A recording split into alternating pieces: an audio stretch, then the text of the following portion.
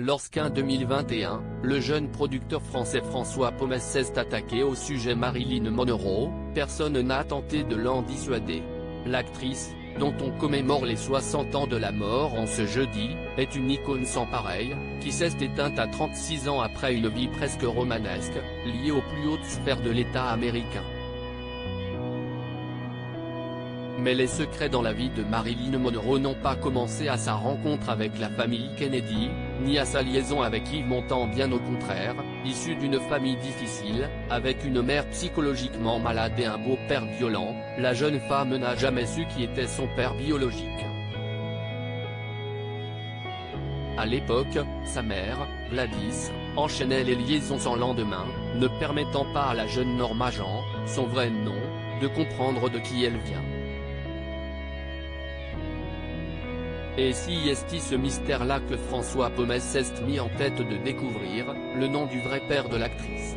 Une tâche difficile, car s'il reste des cheveux de Marilyn dans le monde, ils sont disséminés chez des collectionneurs qui ne sont pas prêts à s'en séparer si facilement.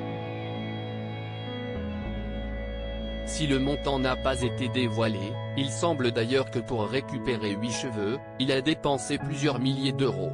8 cheveux qui ont cependant livré la vérité, l'ADN de l'actrice a fini par matcher avec ceux de deux femmes américaines, Francine, la petite fille de Charles Gifford et Lisa, la nièce de celle-ci.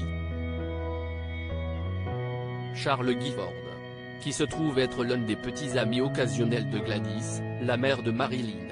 Une grande découverte qui officialise les choses, si est bien Charles qui fait partie de la famille de Marilyn Monroe, même s'il ne l'a jamais connue et reconnue. La fin d'un grand mystère qui a plané au-dessus de la vie de Marilyn Monroe pendant des dizaines d'années.